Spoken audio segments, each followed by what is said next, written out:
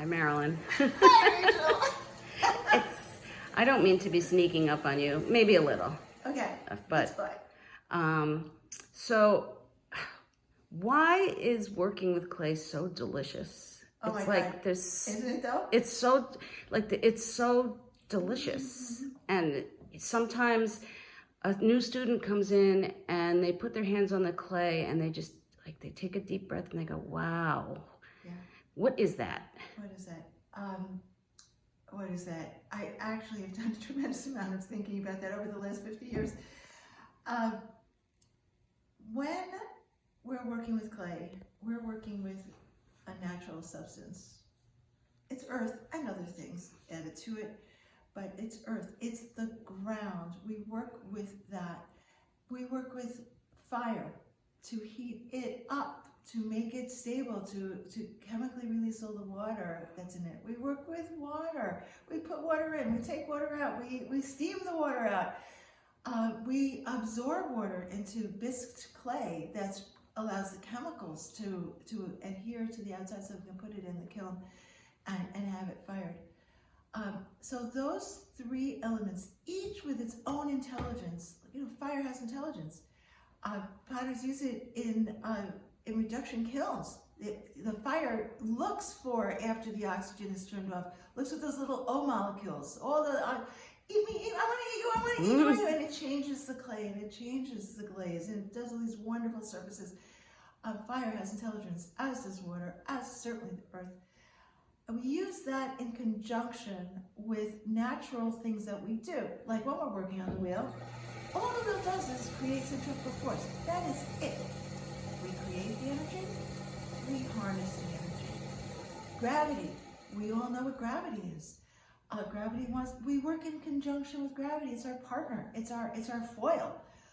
Gravity wants to pull the pot down, we pull the pot up. Oh, and another thing about centrifugal force, our Earth, we live here. It's spinning around. I think that when this spins around, we remember that. We don't know it, we don't have the words for it, but we know what centrifugal force is. And we know how to deal with it, because we have since the minute we came out of our mother's wombs. Now, the third natural law, which I don't know how to explain it other than the power of intention.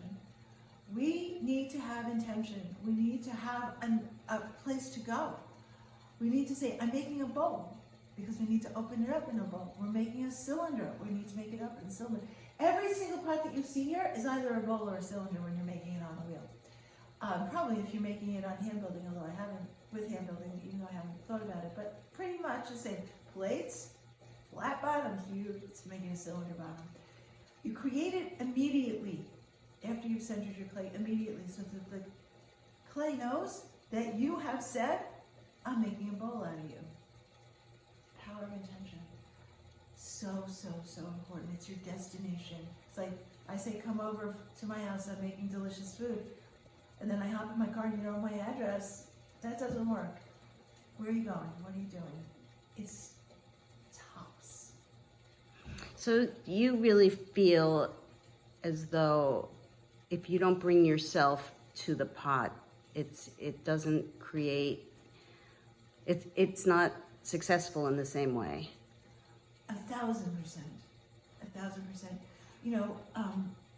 Here at Warwick Pottery, we do something probably because I've been so lucky to be in this field for so long. I've had so many beautiful, wonderful people sitting in front of me at a wheel or across the table from me. And you know what? There's a lot of bowls and mugs and cylinders and vases and candlesticks and whatever. And I love them all, from the beginning pots to the end pots. The most important thing, the most important point of interest for me is the person that I'm sitting with, and how to bring them to clay, how to bring them to self-develop. It's self-development through clay, how to realize what's going on. Sometimes we come to class or to the wheel and we have a laundry list of, I forgot to pick up that cat food. Acknowledge it and let it go. You have to acknowledge it, or else it'll sit there. Let it go. You're here for a purpose. You're here for a purpose. You're making bowls today. It's important and beautiful, and very, very personal. Sometimes it's hard to be so personal. Sometimes you just want to take clay and you just want to say a mug. Yeah, you can make a mug. A soulless, lifeless mug that you can buy at the dollar store. And let me tell you, some of them are really pretty. They're not mugs. You're not holding it. You're not kissing the fingers of the potter who made the mug when you drink the coffee. It is a personal experience that you can feel. I don't know that we have words. I don't know the words. I've been searching for them in the English language. Probably in another language there's more description to this. But it's melody, it's music that gets in. And you get to use it. You get to play with it. It's a privilege. Beautiful. I think we'll stop right there.